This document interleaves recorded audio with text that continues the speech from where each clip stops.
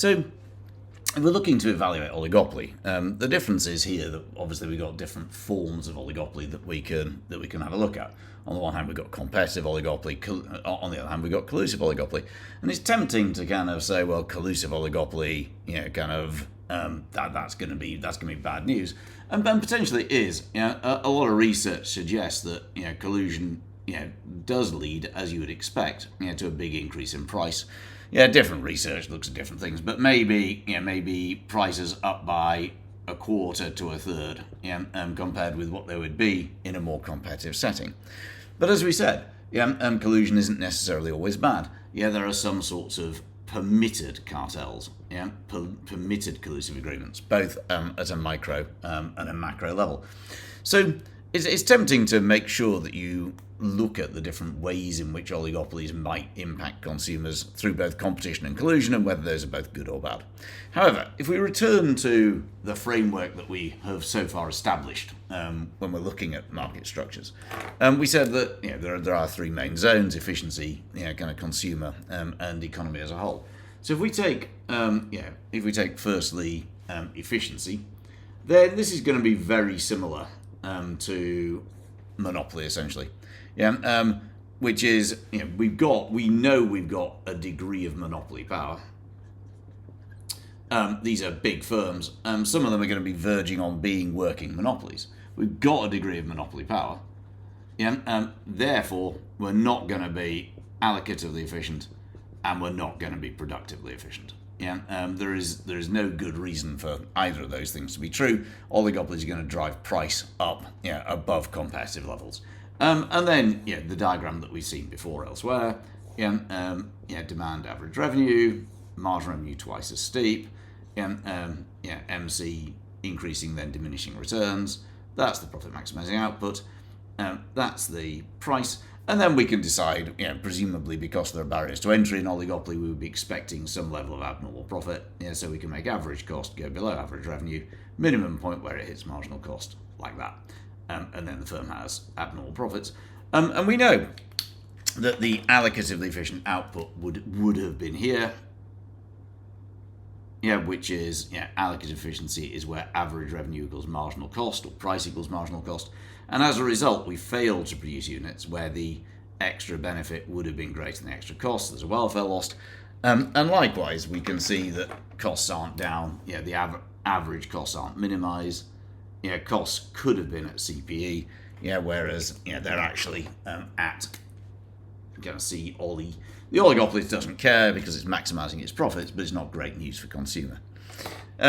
X efficiency, well, it just depends, doesn't it? The greater the extent to which an oligopoly is competing, particularly on the basis of price, the more likely it is to be X efficient. The less competitive or more collusive an oligopoly is, the more likely it is that there will be kind of organizational slack. And likewise, when we take, so we don't really know. Dynamic efficiency, again, it depends a bit, but the point about dynamic efficiency, is that on the one hand, we do have abnormal profits. Abnormal profits do exist. But on the other hand, and simultaneously, there is an incentive to use them, because in an oligopoly, many oligopolies, they are actually pretty competitive market structures. When you look at smartphones, kind of browsers, all of these markets that are oligopolies, there tends to be high degrees of innovation within those markets, suggesting that dynamic efficiency of all of the different market structures, at least, dynamic efficiency is more likely in oligopoly than in any of the others. So that's efficiency. What about the consumer? You would think, again, a lot depends on what sort of oligopoly you've got. Let's assume, the standard argument is that collusive oligopolies are unlikely to be good for consumers. So let's assume that we have a competitive oligopoly. We think about what consumers want. Well, we would be expecting a relatively good outcome here. Prices, we would expect hopefully to be low, assuming that we have a competitive oligopoly. A, because of competition, although probably higher than perfect competition. So you can always compare oligopoly with other market structures. Yeah, they still have monopoly power. So prices are low, but they may not be as low as you could have got in other market structures. But that can then be, we can then argue against that in and of itself, on the basis that we have economies of scale and dynamic efficiency, all of which can also drive down prices as a result.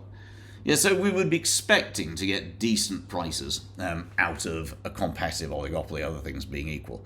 And likewise, from a consumer point of view, we should be getting good non-price factors. We talked about choice. Well, there are several firms,